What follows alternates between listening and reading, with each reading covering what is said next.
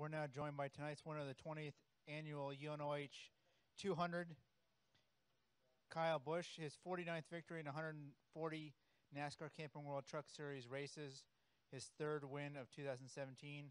This is also his fifth victory and eighth top 10 in 11 truck races at Bristol. Kyle, talk about your latest victory here. Truck, yeah, it was good.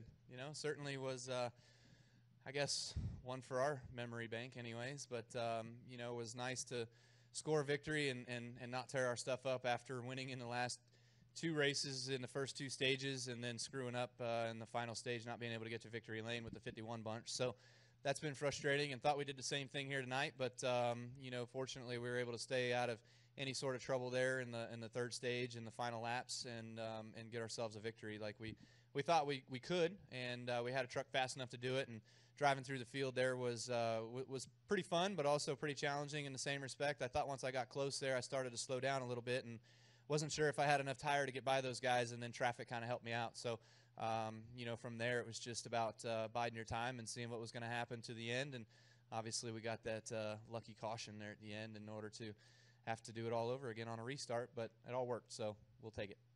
We're also joined by the crew chief of the number 46 Banfield Pet Hospital Toyota, Cody Glick. Cody, sounded like Kyle was pretty happy with the setup as you guys came in here. Can you talk about the truck that you provide tonight? Yeah, right off the truck it was pretty good. We made a lot of small changes through practice and just found a little bit more speed, but all in all it was pretty good right off the truck. Was pleased. Open to questions for Kyle and Cody.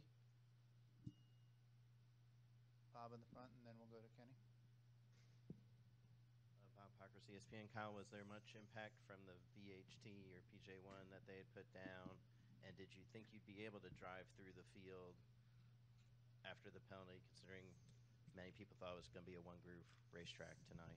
Yeah, once I got back there, you know, nobody had run that high yet. Nobody had run in the grind in order to try to make up any time. So I knew it was going to take me a few laps to kind of break it in or wear it in, if you will. And it seemed like it took about 10, 12 laps for it to get going. But once the top kind of got rolling there a little bit, somebody else must have been up there helping me groom it in a little bit, because I saw other tire tracks besides mine. So the outside kind of came in, and it just lended me another groove to race in other than having to run in the bottom where everybody else was. So I was able to pick off spots, and it seemed like the two grooves were pretty even when you were in clean air. But anytime you were in dirty air and you were following somebody, you just had to kind of go wherever the heck they weren't. So that was what it all boiled down to at the end. And when I saw that window open with those guys with that lap truck and they opened up the bottom, I just took it and tried to get through there when I got by the 21.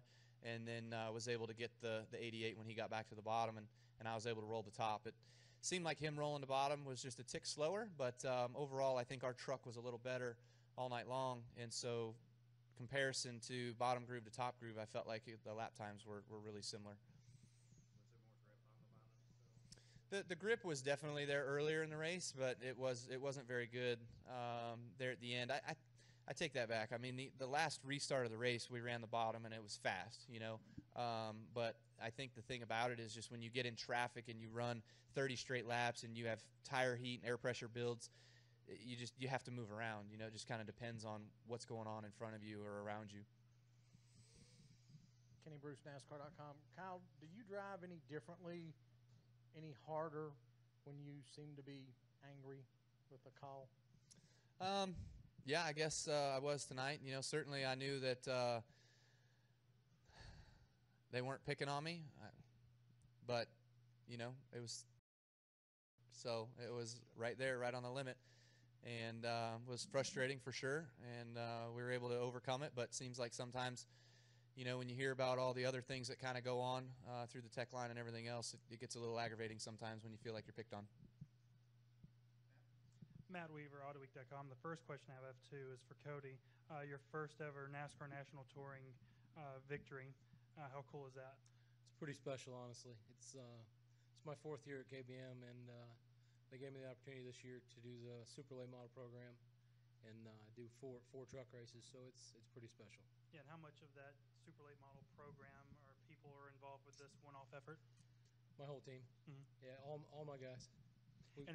And for Kyle, when you guys spoke with NASCAR earlier this month about the spec motor and the future direction, and you had your input, what was kind of your standpoint? Because I know that you've had opinions about how you feel like Toyota needs to be represented in some way or form. So what did you tell NASCAR? I wasn't in those meetings, but honestly, Rudy was really the main guy who just came up with a list of questions about how this was going to be policed, how it was going to work, and what all was going to happen. And there's just, I mean, literally the sheet I think was 58 questions long, and so he did a really thorough job of trying to figure out every way around it and trying to get some answers. I don't know that our stance is we're going to help whatever we can. Kyle Busch Motorsports' stance is we will help with whatever we can in order to limit costs within the truck series, but we're going to do it through the value and the relationship that we have with our partner of Toyota. So if Toyota's not going to support a spec engine, we're going to run a standard engine until it's mandatory that there's a spec engine, and then we're going to lose our factory support that helps support some of our engine costs and whatnot. So, you know, our cost to race will essentially go up because we'll lose factory support. But overall, it's a business, and we all try to survive and do what we can, and hopefully it'll lend itself to more trucks being in the field, and if not, then it's hashtag epic fail. Any other questions for Cody or Kyle? Gentlemen, thank you. All right, no problem. Thanks.